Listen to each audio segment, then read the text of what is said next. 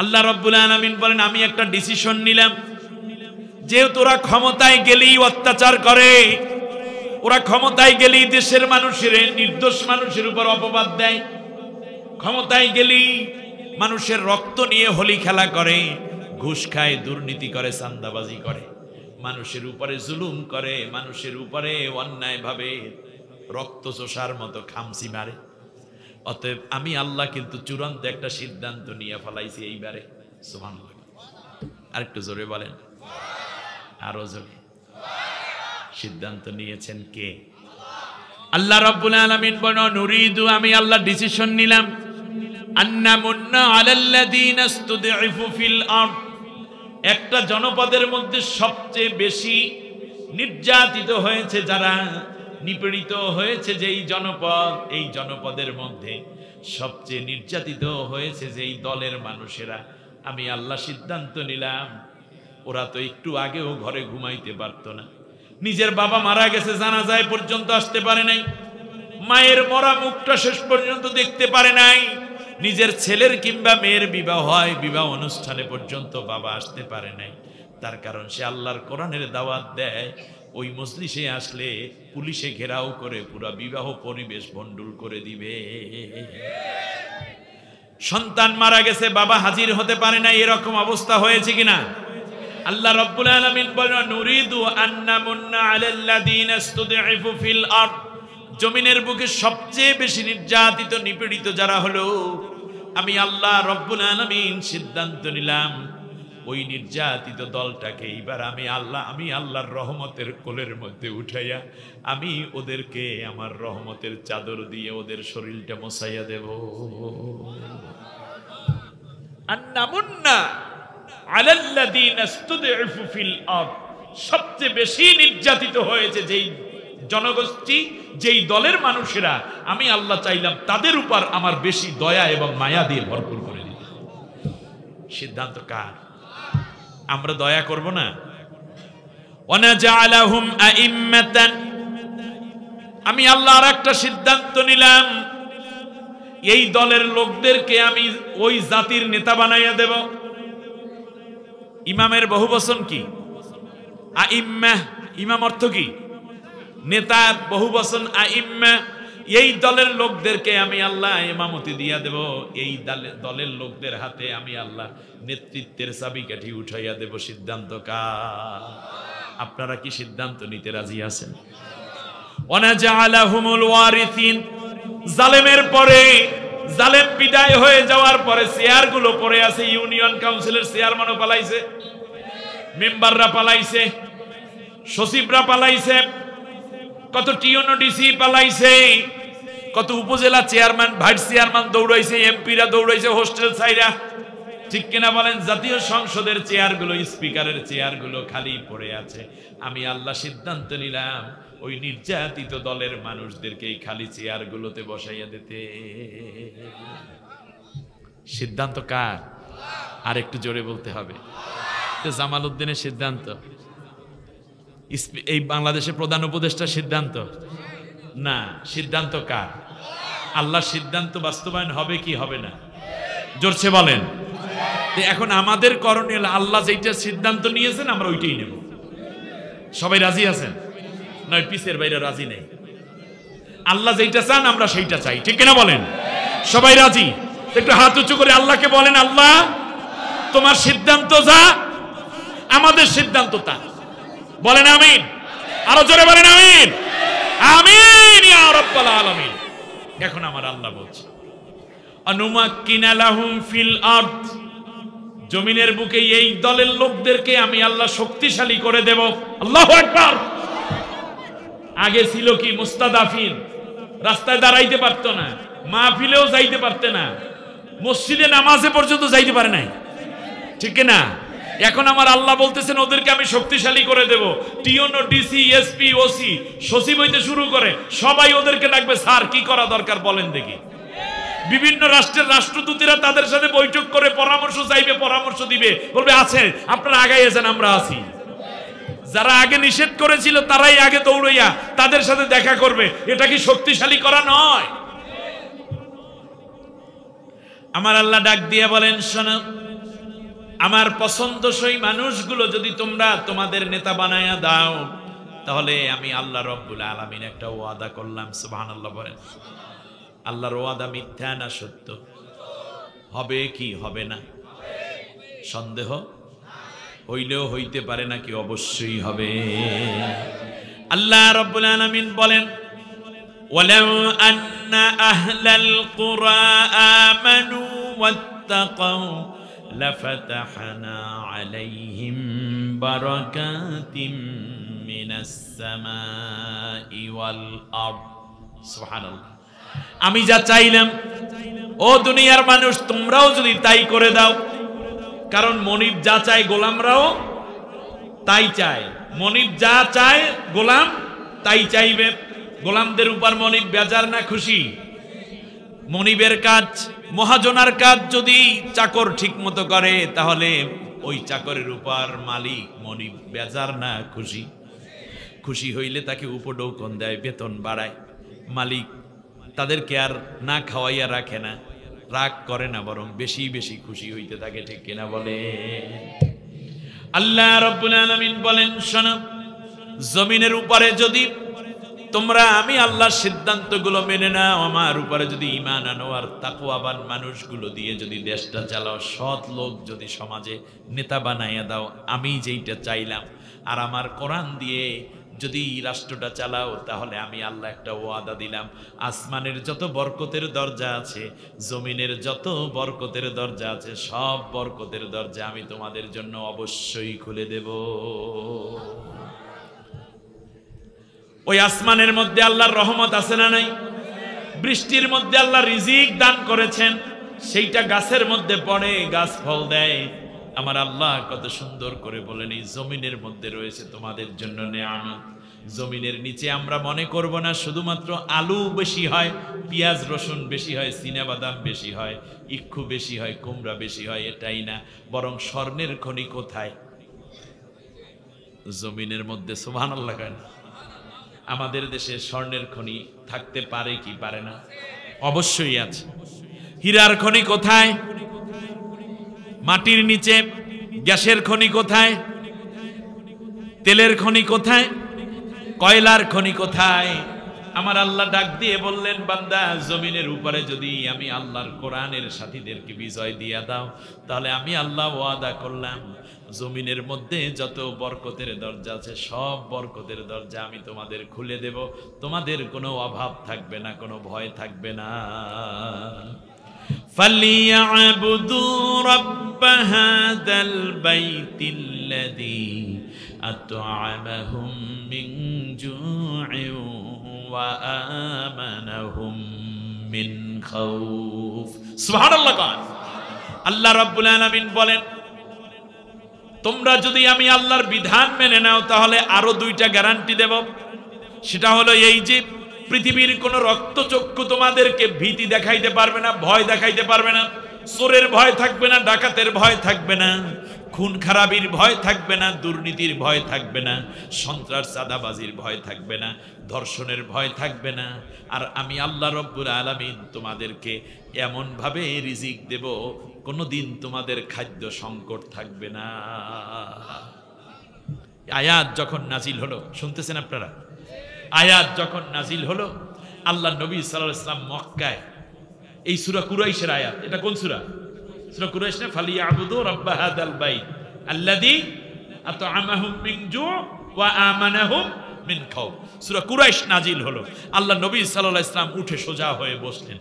আদি ইবনে হাতেম তাই, হাতেম তাইয়ের ছেলের নাম আদি। আদিকে লক্ষ্য করে নবীজি বললেন, আদি রে, এমন একটি সময় আসবে যখন যাকাত নেয়ার মতো কোনো মানুষ এই বিশাল ভূখণ্ডে খুঁজে পাবা না। এখন তো মক্কায় অনেক অভাব, চুরি ডাকাতি খুন খারাপি সন্ত্রাসী, মানুষ মানুষকে বিক্রি করে দেয়। তখন আর কোনো ক্ষুধা দারিদ্রতা থাকবে না।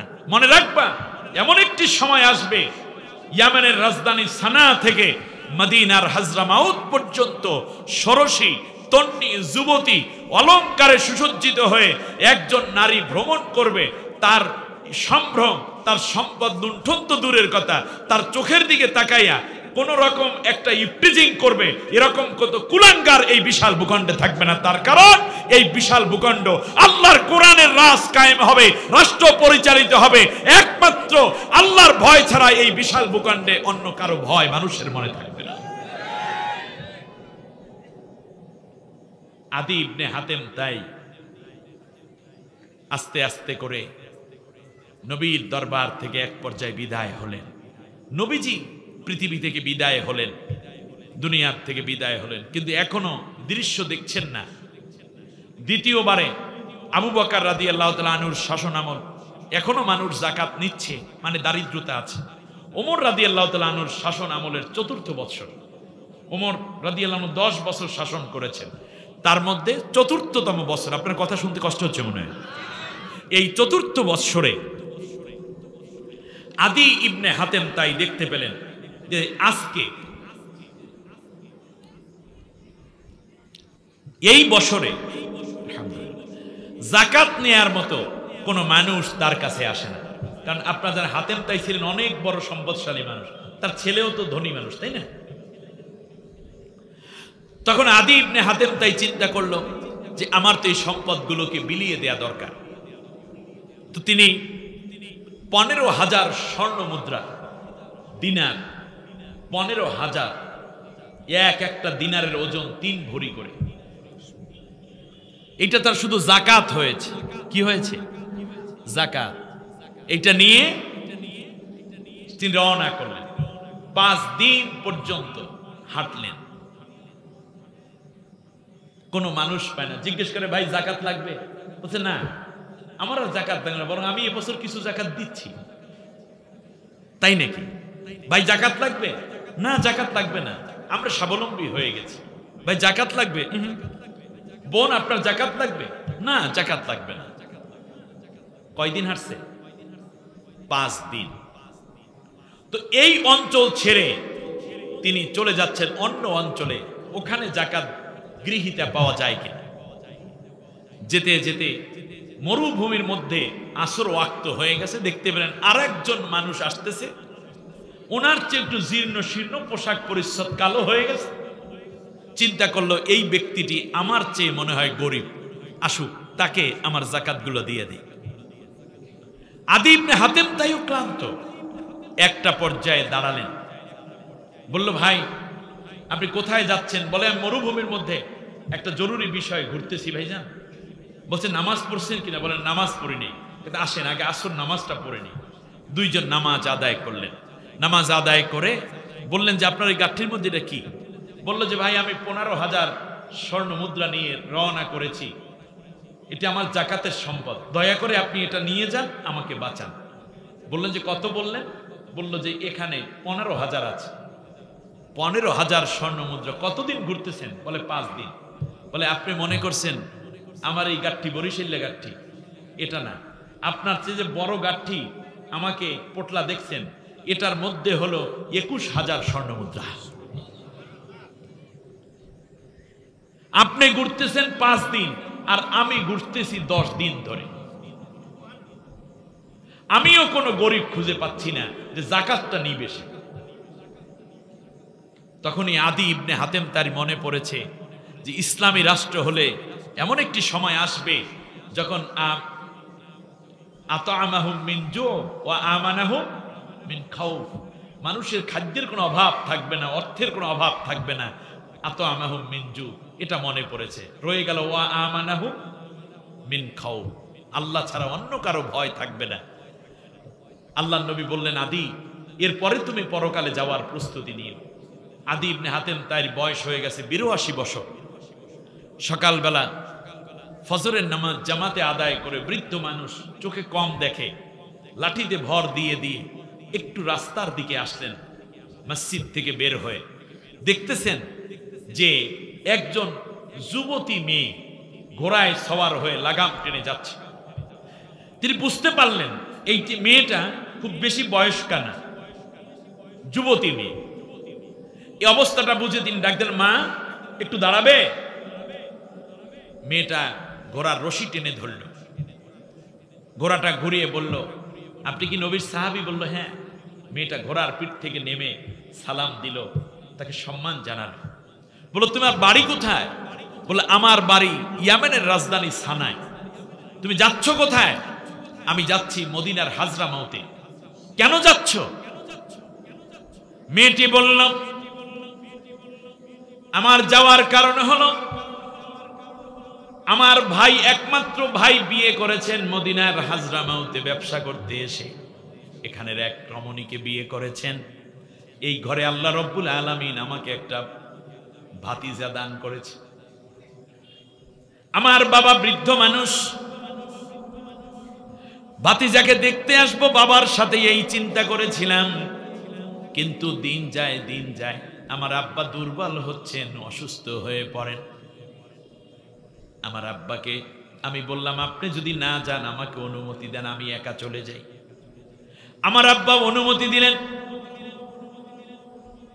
আমি বললাম আব্বা আমার সফর সঙ্গী কি কোনো মুহররমকে নেব? বলল কোনো দরকার নাই, তুমি চলে যাও, এটা ইসলামী রাষ্ট্র। ওমর এই রাষ্ট্রের খলিফা, তুমি তোমার অলংকারে সুসজ্জিত হয়ে যাবে, তুমি তোমার সম্ভ্রম নিয়ে চলবে। যেই রাষ্ট্রে আল্লাহর কোরআনের শাসন কায়েম থাকে সেই রাষ্ট্রে জিনা, ধর্ষণ, ব্যভিচার করার দুঃসাহস কারো থাকে না। তুমি চলে যাবে, আমি খবর নিতে থাকব। তুমি গন্তব্যে পৌঁছার পরে তুমি আমাকে খবর দিবে। আর যদি পথিমধ্যে কেউ কোনোদিন ডিস্টার্ব করে তাহলে মনে রেখো কিয়ামতের দিন আমি ওমরের বিরুদ্ধে মামলা করব। রাষ্ট্রে একজন নারীর ইজ্জতের যদি সে নিরাপত্তা দিতে না পারে তাহলে খলিফার মসনদে বসার অধিকার তার কে দিল? যেখানে নারীর সম্ভ্রম, নারীর অধিকার, নারীর ইজ্জতের নিরাপত্তা, মানুষের জান এবং মালের নিরাপত্তা দিতে যদি কোনো সরকার ব্যর্থ হয় তাহলে ওই সরকারের ক্ষমতায় থাকার কোনো অধিকার ইসলামে নাই। এমন একটি সমাজ আপনারা কি দেখতে চান? শুধু কি মাহফিলের মধ্যে নাকি বাস্তবে? এই বাস্তবে দেখার সুযোগ আসতেছে, একটু দেখার জন্য আপনারা কি সবাই রাজি আছেন? আসমানের বরকতের দরজা, জমিনের বরকতের দরজা খুলুক আমাদের জন্য, এটা কি আপনারা চান? আপনার মেয়ের নিরাপত্তা হোক, আপনার স্ত্রী নিরাপদ থাকুন, আপনার মায়ের ইজ্জত নিরাপদ থাকুক, এটা কি আপনারা চান? তাহলে আসতে হবে আল্লাহর কোরআনের শাসনে। পৃথিবীর কোন শাসন দিয়ে এই নিরাপত্তা দেওয়া সম্ভব নয়।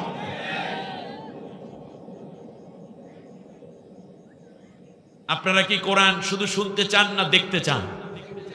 কোরআনকে দেখতে হলে আগামীর পার্লামেন্টে কোরআনের পক্ষের মানুষদেরকে বিজয় দিতে হবে। এজন্য সব দল দেখা শেষ, এবার হবে আল কোরআনের বাংলাদেশ। ঠিক কিনা বলেন? অনেক তো দেখলেন, এবার একটা দেখা শুধু দেখতে চাই। আল্লাহ রে, তুই যে কোরআনটা নাজিল করলি এই কোরআনটা কেমন? আমরা শুধু পড়লাম আর ওয়াজে শুনলাম, এইবার কোরআন আমরা দেখতে চাই। কোরআনের মধ্যে আল্লাহ বলছেন চোরের হাত কেটে দাও, কোনদিন দেখেছেন? এর দেখা দরকার আছে না নাই? কোরআনের মধ্যে আল্লাহ নামাজ পড়তে বলেছেন, নামাজ আমরা পড়ি, মানুষ দেখে, আমনেরটা অন্য দেখে, অন্যেরটা আপনি দেখেন, ঠিক কিনা বলেন? আল্লাহ রোজার কথা বলছেন, রোজা রাখি, ইফতার করি, একে অন্য দেখে, আবার মানুষের অনেক সময় দেখে বলায় অন্যেরটাও আমরা দেখি। হজ করতে আল্লাহ বলেছেন, হজ মানুষে দেখে, আমরাও দেখি, ঠিক কিনা বলেন? বিয়ে করতে আল্লাহ বলছেন, আমাদের বিবাহের অনুষ্ঠানগুলো মানুষে দেখে, দেখে কিনা? দেখে। তাহলে সবকিছুই কোরআনের এই ইবাদতগুলো দেখলাম, কিন্তু চোরের হাত কেটে দাও, ঘুষ মুক্ত পরিবেশ হবে, মদক মুক্ত সমাজ হবে, জিনা মুক্ত রাষ্ট্র হবে। চোরের হাত কেটে দিবে, জিনাকারের শাস্তি হবে, দুর্নীতিবাজের শাস্তি হবে, ন্যায় এবং ইনসাফ হবে, স্বজন প্রীতি থাকবে না, দল প্রীতি থাকবে না, বৈষম্য থাকবে না। যে অন্যায় করেছে তাকে অন্যায়ের কাঠগড়ায় দাঁড়াতে হবে। হত্যা করলে তার হত্যাকারীর ফাঁসি হয়ে যাবে, হত্যা করে ফেলবে। মানুষ হত্যা করলে তার শাস্তি হত্যা, আল কত্তু বিল কতলে। এই রকম অনেকগুলো জুডিশিয়াল ল, 500 ল আছে। সেই ল গুলো আমরা কি শুধু চোখের মধ্যে শুধুমাত্র কল্পনার রাজ্যে রাখবো? তা নামাজটা পড়তে বললেন নামাজ দেখলাম, রোজা করতে রাখতে বললেন রোজা রাখলাম দেখলাম, হজ করতে বললেন, হজ দেখলাম। ইফতার করতে বললেন, ইফতার দেখলাম। ঈদ করতে বললেন, ঈদ দেখলাম। বিবাহ করতে বললেন, বিবাহ দেখলাম।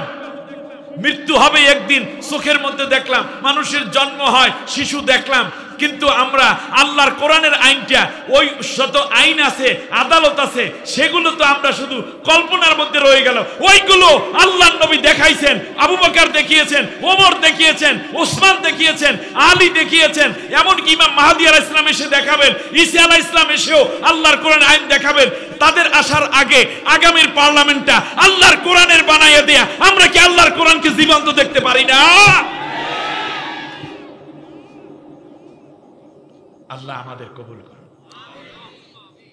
কিন্তু ঘটনা বাইজে গেছে উল্টা। আল্লাহ রাব্বুল আলামিন বলেন, শোনো বাধাটা কোথায়, শোনো, শুনবেন বাধাটা কোথায়, এটা বলে আজকের আলোচনা শেষ। এই সূরা শানে নুজুলটা পড়লি আপনি পেয়ে যাবেন বাধাটা।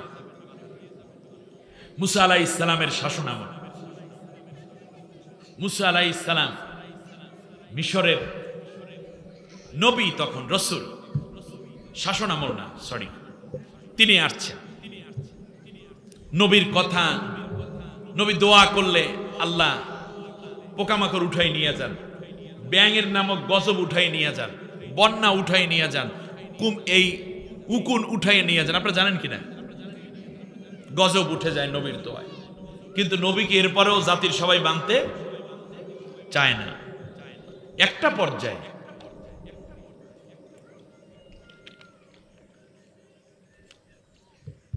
একটা ঘটনা ঘটে গেল।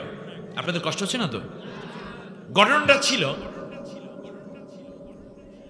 একজন ব্যক্তি তার একমাত্র কন্যা, ষোড়শী, তন্নী, যুবতী, বিদুষী, রূপবতী, গুণবতী, যেমন লম্বা চওড়া তেমন ফর্সা, একেবারে ডাগর কাজল, কালো চোখ, মেঘের মতো বিশাল চুল ঢেউ খেলানো, দেখলে মায়াই লাগে, যে কোনো ছেলে দেখলেই পছন্দ করবে, এমন সুন্দরী নারী।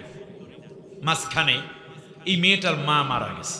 আমি তো গল্প বলছি না, এই সূরা বাকারার একটা কাহিনী বলছি। এরপর আয়াত আমি তেলাওয়াত করছি আপনাদের উদ্দেশ্যে একটু পরে। মা মারা যাওয়ার পরে বাবা মেয়েটাকে নিয়ে একটা ঘরে থাকেন। বাড়ির পাশেই এই যে বাবা, ওনার আরেক ভাই আছে, সেই ঘরে একটা ছেলে আছে। এই ছেলেটার চোখ পড়েছে এই চাচাতো বুইনের উপরে। আপনাদের বুঝতে কষ্ট হচ্ছে না তো? এই চাচাতো বোনকে বিবাহ করার জন্য সে বিভিন্নভাবে ফুসলানো শুরু করলো। কিন্তু এই চাচাতো ভাইটা হলো বখাটে। কি খাটে? কথা বলে না, মানে লেখাপড়া জানে না ভালো, নেশাদ্রব্যে ধৈর্য ফেলাইছে, চান্দাবাজি করে খায়। ঠিক তার পাশাপাশি যত রকমের উদ্ভট চিন্তা আছে, নৈতিক চরিত্রের পদস্খলন। একটা পর্যায়ে চাচার কাছে এসে বলল, চাচা, আপনার মেয়েকে আপনি বিয়ে দিবেন, বড় হইছে, দূরে কোথাও জামাই দেখার দরকার নাই, আমার বোন আমার কাছে দিয়ে দেন, আপনি আমার চাচা হবেন, শ্বশুরও হবেন।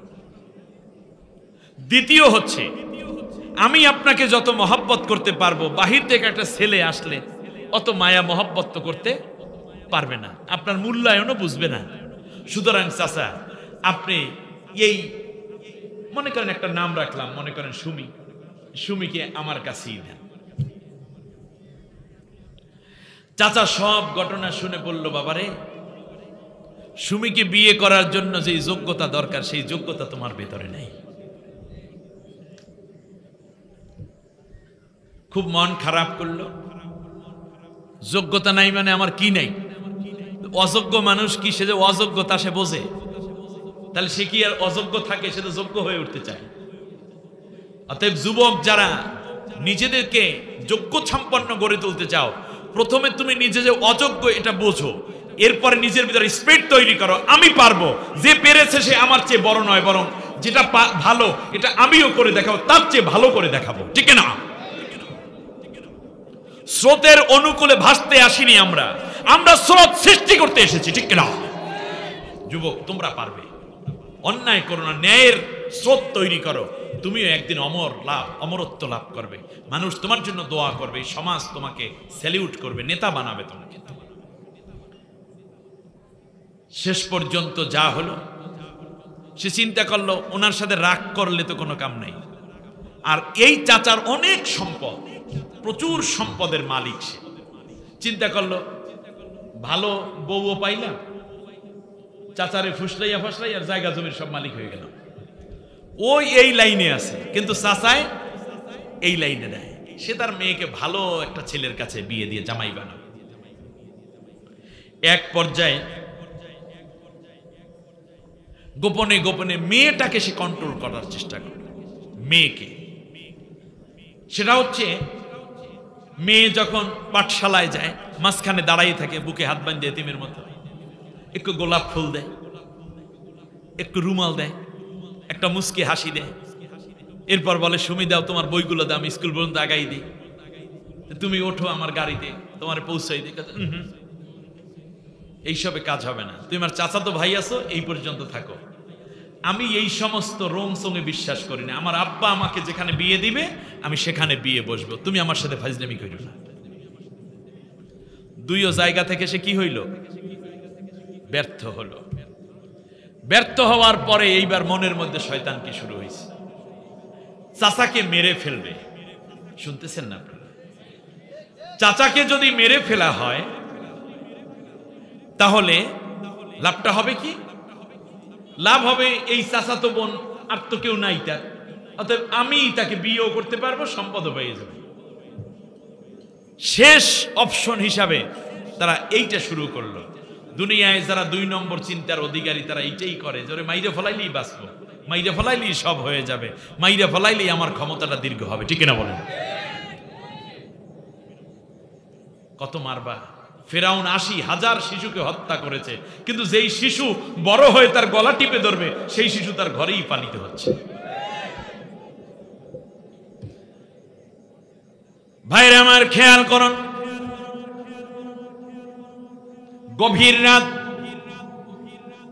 মেয়েটা ঘুমায় ভেতরের রুমে, বাবা ঘুমায় সামনের রুমে। গভীর রাতে গিয়ে ডাক দেয়, দরজায় নক করেছে, বলল কে? বলল আমি আসছি চাচা। ভাতিজা আসছে চাচার ঘরে, দরজা কি না খুইলা পারে, কিন্তু ভাতিজা নিয়ে আসছে ছুরি, অস্ত্র। চাচা দরজা খুলে দিলেন। মেয়ে ঘুমায় ভেতরের রুমে, তার কাছে তো কোনো খবর নাই। সাথে সাথে চাচার মুখটাকে চেপে ধরেছে। চাচা বৃদ্ধ মানুষ, বুকের মধ্যে ছুরি চালাইয়া চাচার মৃত্যু নিশ্চিত করলো, কল্লাটা কাইটা ফেলাইল। চাচাকে জবেহ দিল। চাচা তরপাচ্ছে, রক্তে রঞ্জিত হয়ে গেল ঘরের ফ্লোর। তারপরে এই লাশটাকে কাঁধের মধ্যে করে করে টেনে টেনে এই ভাতিজা, এই যে মহল্লা, এই মহল্লার পরের আর এক মহল্লার জঙ্গলের মধ্যে চাচার লাশটা ফেলে আসছে। এরপর সুন্দর করে গোসল টোসল করে আসছে, ঠান্ডা মাথার খুনি। গোসল টোসল কইরা ঘুম তো আর আসে না। ফজর ওয়াক্ত যখন হয়ে গেছে, চারদিক ফর্সা হয়ে গেছে, এইদিকে মেয়েটা ঘুম থেকে উঠছে। বাবা প্রতিদিন মেয়েকে ডাক দিয়ে ওঠে। ঘরের মধ্যে যদি বাবা থাকে, মা থাকে, সন্তানকে নাম ধইরা ধইরা ডাকে। আমাকেও আমার বাবা ডাকতো। বাবা যেই দিন বিদায় হয়ে গেছেন, এখন আর ফজরে কেউ নাম ধইরা ডাকে না। আমার বন্ধুগণ খেয়াল করুন, বাবাই ডাকে না, তাই বলে মেয়ের ঘুম আর ভাঙবে না বুঝি। মেয়ে নিজেই অটো ঘুম ভেঙে গেল। দরজা খুলে, নিজের রুমের দরজা খুলে সামনের বারান্দায় আসলো। এসে দেখতেছে মেঝেতে বাবা রক্ত পড়ে আছে, প্রচুর রক্ত, সোপ সোপ রক্ত, কিন্তু বাবার লাশটা পর্যন্ত নাই। মেয়েটা চিৎকার দিল জোরে, ও আল্লাহ, আমার বাবা কোথায়? এত রক্ত কেন? কে আমার বাবাকে হত্যা করলো? বাবার লাশটাও তো পাই না। ওই চাচাতো ভাই বাড়ির কাছেই দাঁড়ানো ছিল। যখন বোনের কণ্ঠ পাইল দৌড়াইয়া চলে আসছে। হত্যাকারী কে? ওই নিজেই দৌড়াইয়া আসছে। আইসা তাড়াতাড়ি বুইনের মাথার মধ্যে হাত দেয়, গালের সাথে গালটা লাগায়, বুকের মধ্যে মাথাটা নেয়। উদ্দেশ্য ভালো না খারাপ? খারাপ। চিন্তা করিস না বোন, কোন জালেম আমার চাচারে হত্যা করছে, আমি তো তোর ভাই। এই পৃথিবীতে আমি ছাড়াই হত্যার কেই বা উদ্ধার করবে, আমি ছাড়া কে এই কথা তথ্য দেবে? অতএব চল চল, চাচাই যেখানে যারা হত্যা করছে সবগুলারে বাইন্দা নিয়ে ফেরাউনের দরবারে দিয়ে আসবো। অতএব এখন আর কোনো কাজ নাই, এখানে কান্দিয়া কোনো লাভ নাই, তুই আমার সাথে চল। চরম বিপদের সময় চাচাতো ভাই যখন এই কথা বলল, বুইনে খুব বেশি রাজি হলো। তার কারণ কেউ তো তার নাই, বাবাকে তো খুঁজে বের করতে হবে। ফ্যানটা বন্ধ করে দাও। আমার ভাইয়েরা, মুসা আলাইহিস সালাম তখনও উপস্থিত আছেন এই মিশরে। মুসা পয়গম্বর আলাইহিস সালামের সময়ের ঘটনা এটা। এইদিকে সন্ধ্যা ঘনিয়ে আসে, লাশ খুঁজে পাওয়া যাচ্ছে না। ফাঁকে ফাঁকে এই ভাইটা বোনকে একটু জড়াইয়া ধরতে চায় আর বলে, ভাই, বাবা হারা সন্তানের গায়ে তুমি হাত দিও না, তার কারণ আমার বাবা সারা দুনিয়ায় আমার আর কেউ ছিল না। বলে, দেখবি আমি সব বের করে দিব। বোনকে একটু ভালোবাসাও দিতে চাই, মনের মধ্যে মহব্বত তৈরি করতে চায়, অসৎ উদ্দেশ্য সাধন করতে চায়, আবার চাচার লাশ বের করে দেওয়ারও প্রতিশ্রুতি দেখাচ্ছে। দিন চলে যায়, রাত হয়ে গেল।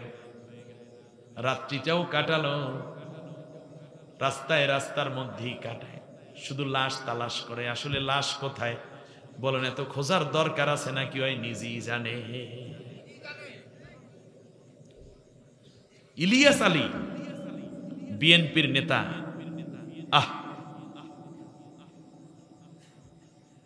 তাকে হত্যা করা হয়েছে এটা পলাতক প্রধানমন্ত্রী জানতো,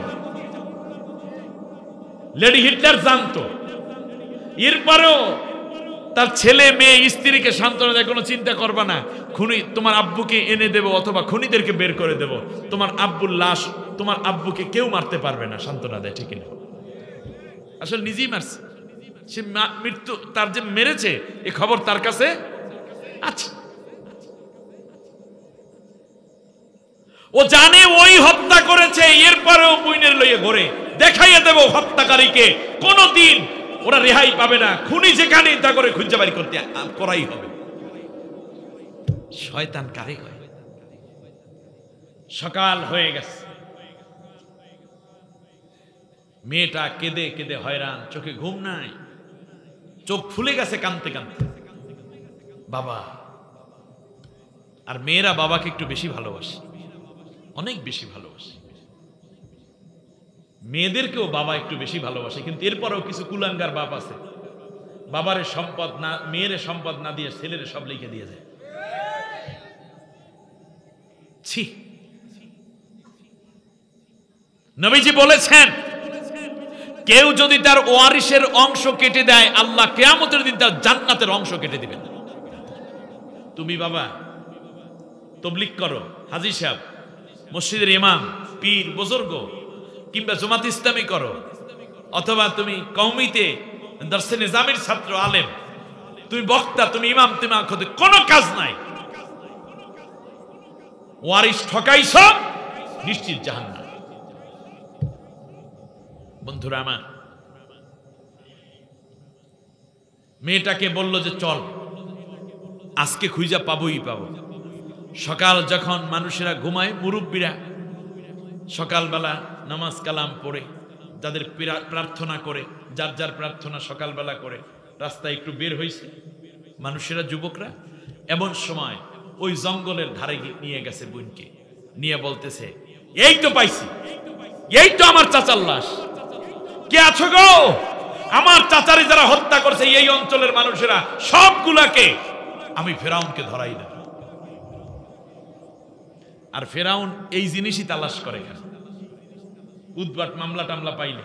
খেয়াল করছেন কিনা? একটা সময় ছিল না পুলিশে খালি মামলা কোন রকম হইলেই হয়, বেনামি মামলা, গাইবি মামলা, এলাকা জরিয়া মামলা। গাড়ি ভাঙছে গে তার খবর নাই, কিন্তু এলাকা শেষ। হয়েছে কি হয় নাই? একটা সময় এরকম ছিল না? গাইবি মামলা, বেনামি মামলা, যারে ধরে তার নামে আসামিতে চলে যায়। এক পর্যায়ে মুসা আলাইহিস এই ছেলেটা বলল যে তোমরাই আমার চাচাকে হত্যা করেছো। লোকগুলো দৌড়ে চলে গেল, গিয়ে বলতেছে বাবা কি হলো এখানে? আরে আপনারা আমার চাচারে মাইরে ফলাইলেন আর আপনারা বলতেছেন কি হয়েছে, সবই তো আপনারা জানেন। বলে কি জানি? বলছি এই যে দেখেন, এই তো আমার চাচার লাশ, এখানেই তো আমার চাচাকে আপনারা হত্যা করেছেন। বললো যে কি বলো তোমরা, আমরা রাত্রে ঘুমাইয়াছিলাম। বলছে আপনারা করেন নাই, কিন্তু আপনার যুবক ছেলেরা করেছে। বলে কেন করবে? বললো যে আমার এই বুইনের বিয়ে করবে আর সম্পদ পাইবে, এই জন্য করছে। ঘটনা বুঝেন নাই? বলে তোমার বুইনেরও আমরা চিনি না, আর কি সম্পদ আছে তাও আমরা জানি না।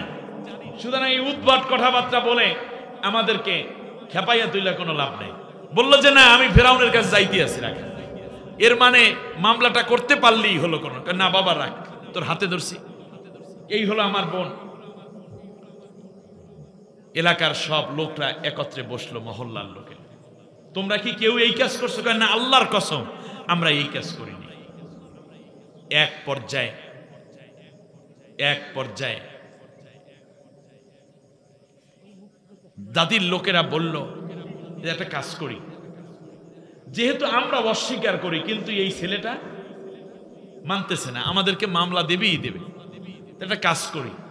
এই সময়ের যে পয়গম্বর আছে মুসা আলাইহিস সালাম, আমরা তার কাছে যাই, তার কাছে গিয়ে জানতে চাবো কে হত্যা করেছে, কারণ তিনি সবসময় আল্লাহর সাথে কথা বলেন। কেউ জানে না, কিন্তু কে জানবেন? আল্লাহ তো জানবেন কে হত্যা করেছে। মুসা আলাইহিস সালামের কাছে তারা চলে গেল, দুই পক্ষ, এইদিকে ছেলে অর্থাৎ ভাই এবং চাচাতো বোন, আর ওই পক্ষের মুরব্বীরা এবং যুবকরা। গিয়ে যখন বলল যে মুসা আল্লাহর পয়গম্বর, ঘটনা হলো এই, আপনি একটা কাজ করেন, আমাদেরকে মেহেরবানি করে একটু বলে দেন আমরা এই জায়গা থেকে কিভাবে উদ্ধার পেতে পারি, যাতে করে আমরা সত্যিকার যে নির্দোষ এটা প্রমাণিত হবে, আবার যে দোষী তাকেও প্রমাণিত করে আদালতের কাঠগড়ায় আনা হবে। আপনি দয়া করে আল্লাহর কাছে একটু জিজ্ঞেস করেন আসলে এই লোকটাকে, বৃদ্ধকে কে হত্যা করেছে। মুসা আলাইহিস সালাম চলে গেলেন আল্লাহর কাছে, সুবহানাল্লাহ বলেন। মুসা আলাইহিস সালাম তুর পাহাড়ের মধ্যে আল্লাহ রাব্বুল আলামিনের সাথে কথা বলতেছেন। অনেক কথার ফাঁকে মুসা জিজ্ঞেস করে, আল্লাহ রাব্বুল আলামিন, গত রাত্রে যে একটা ঘটনা ঘটে গেল, যেইটার জন্য লোকেরা আমার কাছে আসছে, আপনি দয়া করে বলে দেন এই ঘটনাটা কে ঘটাইল, সেই খুনিটা আসলে কে। আল্লাহ রাব্বুল আলামিন চাইলে খুনির নাম বলে দিতে পারতেন কি পারতেন না, কিন্তু আল্লাহ রাব্বুল আলামিন বলেন নাই। তার কারণ ঘটনা ঘটছে কোথায়? জমিনে, সমাজে। সমাধা করতে হবে কোথায়? আসমান থেকে না সমাজ থেকে? ইয়েস, সমস্যা যেখানে সেখানেই সমাধা করতে হয়, কিন্তু আসমানি পরামর্শ নিতে হবে। অতএব আমাদের সমাজই সমাধা হবে, কিন্তু পরামর্শ নেব আসমানি কিতাবে। সুবহানাল্লাহ বলেন। আল্লাহ রাব্বুল আলামিন বলেন, আমি পরামর্শ দিচ্ছি, শোনো। ও মুসা, ওদেরকে বলে দাও তারা যেন একটা গরু জবেহ দেয়। এই গরু জবেহ দেওয়ার পরে গরুর সিনা থেকে এক টুকরা গোশত কেটে নিয়ে আসবে, অথবা ঘাড় থেকে একটা অংশ কেটে নিয়ে আসবে, ঘাড়ের গোশত এনে যেই জায়গায় বৃদ্ধকে জবেহ করা হয়েছে ওই জায়গায় গোশতটা লাগাইয়া দেবে। ওই গরুর গোশত যখন এই জায়গায় লাগাইবে, আমি আল্লাহর হুকুমে এই মানুষটা জীবিত হয়ে দাঁড়াইয়া যাবে। জীবিত হওয়ার পরে এই মানুষটা নিজেই বলে দেবে কে তাকে হত্যা করেছে। আল্লাহু আকবার। তাহলে বোঝা যায় হত্যা কোনোদিন চাপা। গরুর গোশত ওসিলা করে হলেও খুনিকে আল্লাহ বের করে দেন। অতএব মনে রাখবা, যারা হত্যা করেছো পিলখানায়, যারা হত্যা করেছো 2006 সালে 28শে অক্টোবরে, যারা হত্যা করেছো শাপলা চত্বরে, যারা হত্যা করেছো জুলাই আন্দোলনে, একটা হত্যাকারীও নিরাপত্তা পাবা না। আল্লাহ রব্বুল আলামিন কোনো না কোনো ভাবে তোমাদেরকে এই জাতির সামনে ধরাইয়া দেবে। হত্যাকারীর রেহাই নাই। প্রিয় বন্ধুরা আমার, খেয়াল করুন, আল্লাহ রব্বুল আলামিন আসমান থেকে পরামর্শ দিলেন, বাস্তবায়ন হবে কোথায়? আল্লাহ কিন্তু খুনির নাম বলেন না, হত্যাকারীর নাম বলেন না, কিলারের নাম বলেন না, বরং বলেন এই আমল করো, তাহলে কিন্তু বের হয়ে আসবে হত্যাকারীর পরিচয়। হযরতে মুসা আলাইহিস সালাম জাতির কাছে এসে বললেন, ওয়াইদ ক্বালা মুসা লিকাওমিহি ইন্নাল্লাহা ইয়া'মুরুকুম আন তাযবাহু বাকারা ক্বালু আতাত্তাখিযুনা হুজওয়া ক্বালা আউযু বিল্লাহি আন আকুনা মিনাল জাহিলিন। মুসা আলাইহিস সালাম তুর পাহাড় থেকে চলে আসলেন, সিনাই থেকে চলে এসে তিনি জাতির লোককে বললেন, তোমরা তো অপেক্ষমান, লাশ এই দিকে একটু 2 দিন হয়ে যাচ্ছে, একটু ফুলে উঠবে না, একটু আস্তে আস্তে করে ভিন্ন ভাব হচ্ছে। বলল যে আল্লাহ অর্ডার করেছে তোমরা একটা গরু জবাহ দাও, গরু জবা দিয়ে তার একটু টুকরা গোশত ওই কাটা জায়গায় লাগাইয়ে দিবে, আল্লাহর হুকুমে সে জীবিত হয়ে যাবে। জীবিত হয়ে সেই বলবে কে তাকে হত্যা করেছে। ওই যে ভিকটিম, যাদের বিরুদ্ধে মামলা করলো, তারা বলল, মুসা কি বলো, মইরে গেছে মানুষ, গড়া জবা দেবে গরু, আর সেই গরুর গোশত পাইয়া মানুষ জীবিত হইয়া খুনির নাম বইলা দেবে, আমাদেরকে কি পাগল পাইছে? বিশ্বাস হয় নাই। কার কথা? আল্লাহর কথা ওদের বিশ্বাস হয় নাই। তা আল্লাহর কথা যার অবিশ্বাস হয় তাদের কপালে সুখ না ভোগ? ভোগ। এই তো বুঝতে পারছেন, আমরা আল্লাহর কথা বিশ্বাস করি নাই যে আল্লাহ আমাদের নেয়ামত দিবে, দারিদ্রতা ভোগাইয়া দেবে, আল্লাহ তাআলার আইন দিয়া চললে দেশে নারীরা তাদের সম্ভ্রম নিয়ে চলবে, দুর্নীতি থাকবে না। আমরা বিশ্বাস করি নাই, এই জন্য ভোগতেছি। একবার বিশ্বাস করি, ভোগ দুর্ভোগ সব কাটিয়ে দিবেন কে?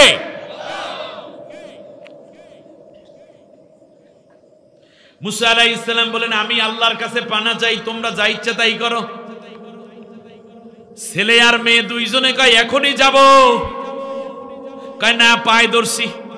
ফেরাউনের কাজ হইল আসামি ধরা আর চান্দা তোলা, টাকা তোলা, ঘুষ খাওয়া। কে অন্যায় করছে সেটা দেখার বিষয় নয় ফেরাউনের। অতএব পৃথিবীতে ফেরাউনের রাষ্ট্রে ন্যায় বিচার কোনোদিন থাকে না। বিগত সময়েও ন্যায় বিচার থাকলে সাইদি সাহেবকে 13 বছর তো দূরের কথা, 13 সেকেন্ডও জেলে রাখার কোনো কথা নয়। কত হত্যা হলো, কত নির্যাতন।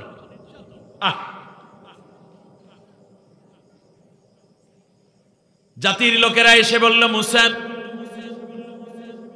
ঠিক আছে তোমার কথা মানলাম, তাহলে আল্লাহর একটু জিজ্ঞেস করো গরুটা কেমন হবে। ক্বালু দু'উ লানা রাব্বাকা ইউবায়্যিন লানা মা হিয়া ক্বালা ইন্নাহু ইয়াকুলু ইন্নাহা বাকারাতুন লা ফারিদুন ওয়ালা বিকর আওয়ানুম বাইনা যালিকা ফাফআলু মা তু'মারুন। গরুটা বেশি বয়স্ক হবে না। মুসা আলাইহিস সালাম আল্লাহরে জিজ্ঞেস করে, আল্লাহ ওরা বলছে গরুটা কেমন হবে। আল্লাহ রাব্বুল আলামিন জবাব দিলেন, এই গরু নিয়ে আবার তুমি আসছো? গরু হবে মধ্যম বয়সী, একেবারে ছোটও না বুড়াও না, মধ্যম বয়সী। এইরকম একটা গরু আমি আল্লাহ তাআলা বললাম এইভাবে যা বলছি ওদেরকে বলো, ওরা যেন জবাব দিয়ে দেয়। আল্লাহ চায় সহজ করতে, মানুষে চায় কঠিন করতে, শর্ত দিতে, ঠিক কিনা? মুসা আলাইহিস সালাম বললেন গরু একটা হইলেই হবে, মাজারও বয়সী, একেবারে শিশুও, একেবারে বাছুর গরুও না, আবার বুড়াও না। ক্বালু দু'উ লানা রাব্বাকা ইউবাইয়্যিন লানা মা লাউনুহা, বলো দেখি। মুসা আলাইহিস সালামকে আবার জিজ্ঞেস করে, মুসা তাহলে গরুটার কালার কেমন হবে, রং কেমন হবে? মুসা আলাইহিস সালাম আল্লাহর কাছে জানতে চান, আল্লাহ গরুর কালারটা কেমন হবে? ক্বালা ইন্নাহু ইয়াকুলু ইন্নাহা বাকারাতুন সাফরা ফাকিউন লাউনুহা তাসুররুন নাযিরিন। কি চমৎকার কথা, যে গরুটা হবে পীত বর্ণ, দেখলে চক্ষু শীতল হবে। এত সুন্দর গরু স্বাভাবিকভাবে নজরে কারো পড়ে নাই, এমন হতে হবে গরুটা। ওরাও আল্লাহর সাথে পেঁচায়, আল্লাহও কি দিচ্ছেন? শর্ত দিচ্ছেন। ক্বালু দু'উ লানা রাব্বাকা ইউবাইয়্যিন লানা মা হিয়া, দুইটা শর্তের কথা আল্লাহ জবাব দিলেন। তৃতীয়বারে বলে, মুসা গরু সেই গোশতে মানুষ জীবিত হবে, এই গরু বৈশিষ্ট্যটা কেমন হবে আমাদেরকে বলো। মুসা আলাইহিস সালাম আল্লাহর কাছে জানতে চায়, আল্লাহ আবার জবাব দেন, ইন্নাল বাকারা তাশাবাহা আলাইনা ওয়া ইন্না ইনশাআল্লাহু লামুহতাদুন। গরু হবে এমন আনকমন, যে গরু স্বাভাবিকভাবেই মানুষের দৃষ্টি আকর্ষণ করবে, শুধু না বরং এমন গরু আর পাওয়া যায় না, ওই এক পিসই পাওয়া যায়, এইরকম একটা গরু হইতে হবে। ক্বালা ইন্নাহু ইয়াকুলু ইন্নাহা বাকারাতুন লা যালুলুন তুসিরুল আরদা ওয়া লা তাসকিল হারুস মুসাল্লামাতুল লা শিয়াতা ফিহা। আরো একটা কথা আছে, সেটা হলো এই গরুটা দ্বারা হাল চাষ করা হয় নাই, পানি উত্তোলনও করা হয় নাই, মানে ওর কাঁধে জোয়াল দেয়া হয় নাই, মই চাষও করা হয় নাই, পানি ওঠানোর কাজেও ব্যবহার করা হয় নাই। মুসা আলাইহিস সালামের কথা শুনে জাতির লোকেরা বেরিয়ে পড়ল গরু খোঁজার জন্য। মানুষ খুঁজে বাইর করে কি? গরু, কথা কয় না। এই গরুর মূল্য বাড়াইছে কে? না, আল্লাহ বাড়াইছে। প্রথমে বাড়াইছিলেন আল্লাহ, ওদের কর্মের কারণে। ওরা যত শর্ত দিছে গরুর দাম তত বাইরে গেছে। এখন এই গরু আছে টোটাল মিশরে একজনের কাছে, এক পিস। শুনতেছেন না আপনারা? মনে ওই গরুটা হইল এক এতিম বাচ্চা, বাবা মারা গেছে, মরার সময় গরু একই রেখে গেছে, আর কিচ্ছু নাই। বনের ধারে ছোট্ট একটা ঝুপড়ি দিয়ে মা এবং ছেলে থাকে, ছোট্ট মানুষ। জিবরিল আলাইহিস সালাম এসে বলতেছে, শোনো, কিছুক্ষণের মধ্যে মানুষের সুরাত ধরে আসছে জিবরিল, এই গরুটা ক্রয় করার জন্য 15-20 জন মানুষ আসবে। তারা কিন্তু ধনী, কম না। এই গরু দিয়া তারা বড় এক বিপদ উদ্ধার করবে, কম দামে এই গরু বিক্রি করবে না। বললো, আপনি আসছেন যেহেতু, আপনি সত্যবাদী, আপনার চেহারা দেখলে বোঝা যায়, তাহলে কত দাম দেব? বললো যে এক পাল্লায় গরু আর এক পাল্লায় স্বর্ণ, যতক্ষণ না দেবে ততক্ষণ তুমি এই গরু বিক্রি করতে রাজি হবে না। মুসা আলাইহিস সালামের থিওরি অনুযায়ী, আল্লাহর বক্তব্যের আলোকে গরুর সন্ধান শুরু করছে। এই গরু ওই গরু না, দেখতেছে ওই যে বনের কিনারে একটা গরু আছে। আয় হায়, বর্ণ, চেহারা, নাক, কান, লেজ, পিঠ, চামড়া সব মিলে 100-তে 100। যাই গরুটার গায়ে হাত দিয়েছে, সাথে সাথে ছোট্ট বাচ্চা ধরেছে। হ্যাঁ, আমার গরুর গায়ে হাত দিলা কেন তোমরা? গরুটা অনেক সুন্দর। সুন্দরই তো। বললো যে তোমার আম্মা আছে, বাবা আছে? বাবা নাই, মা আছে। বলে তোমার আম্মুকে ডাকো, তোমাদের গরুটার বিষয়ে আমরা কথা বলতে চাই। মা দেখে যাও কারা আছে। মা এসছে, কি চান? বললো তোমাদের এই গরুটা আমরা কিনতে চাই। বলছি হ্যাঁ, বাবার একমাত্র স্মৃতি এই ছেলেটা ধারণ করে বাইচে আছে, আমার ছেলেটার মনে কষ্ট দিয়েন না, গরুটা বিক্রি করবো না। আরে তুমি বোঝো না, এইরকম 10টা গরু কিনে দেবো। 10 গরু নাই, 1000 গরু দিলেও বিক্রি করবো না। সারছে। তো শোনো, তোমার এই 100টা গরু দেব, আর একটা সুন্দর ঘর উঠাই এখানে পুকুর কাটাই দেব, এরপরে ছাগল কিনে দেবো লাগলে 200, পুকুর ভরা মাছ দিয়ে যাব, এরপরেও গরুটা দিয়ে দাও। না হইবে না। এখন যুবক যারা তারা একটা গরু লইয়ে মাতবাড়ি করে, গরু লই সন্তুষ্ট হইতে হবে, এছাড়া জোর করিয়া গরু নিলে আবার সেই গরু দিয়া এই কাজ উদ্ধার করা হবে না। সন্তুষ্ট থাকতে হবে। তাই বেশ ভালো। শেষ পর্যন্ত মুরব্বীরা যাই কয় মাগো বুঝলাম না হয়, ওই পোলা পাইনে কথা বলছে, ওরা জেনজি তো, ওকে মাথা গরম, তুমি একটু বলো দি কি হইলে দেবা? 10 লাখ 20 লাখ দূর নেই, 10 কোটি বললো তো দেব না। গরুটার সাথে আমার ছেলের জীবন জড়িত, আপনি বোঝেন না? কি এক জিনিস। শেষবারে দেখতেছে হায় হায়, এইদিকে লাশ ফুলে উঠতেছে, কোন ক্রমে যদি ঝামেলা হয় তাই ওরা ফেরাউনের কাছে যাওয়ার জন্য তারা করতে আসে, তাতে ইজ্জত নষ্ট হয়ে যাবে। কেমনে কি হয়? তাড়াতাড়ি করে বলল কি হইলে দেবা সেইটা বলো। বললো যে আপনারা যেহেতু এত বলা বলি করতেছেন, গরু দিতে পারি, গরুর একটা দাড়ি পাল্লা আনবো, 1 পাল্লায় গরু দেব, আর 1 পাল্লায় স্বর্ণ দেবে। স্বর্ণ এবং গরু সমান সমান ওজন যখন কাটায় নিক্তিতে ঠিক হয়ে যাবে, সেই সময় আমরা আপনাকে গরুটা দেব, এছাড়া দেব না। মা এইটা কি সম্ভব? তুমি কি বলতেছো? কথা এইটাই, এর বাইরে হবে না।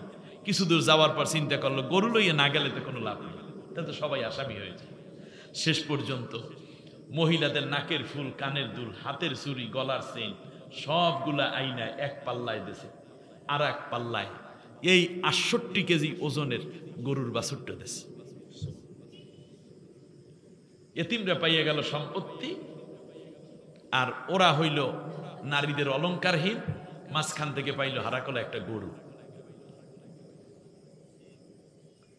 সব মিলে পেয়েছে কি? একটা গরু।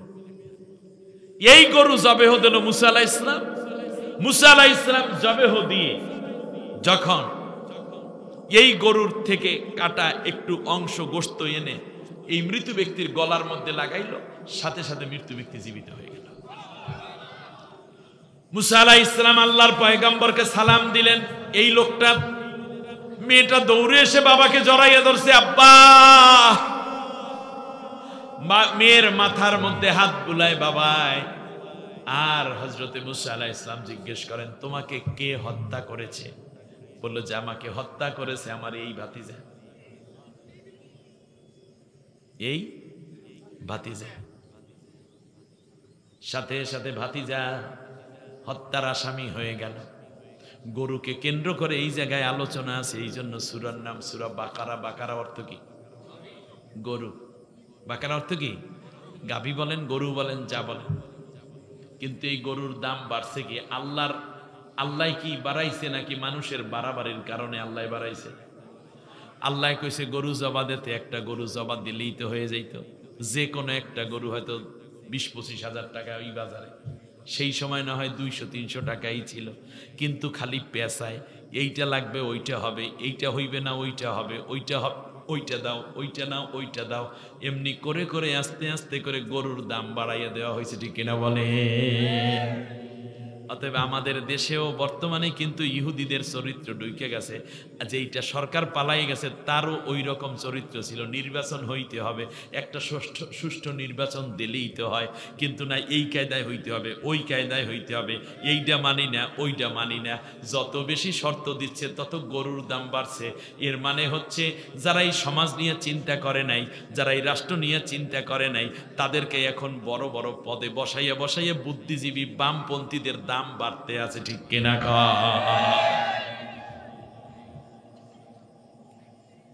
বিদেশিদের দাম বাড়াইতে আছে।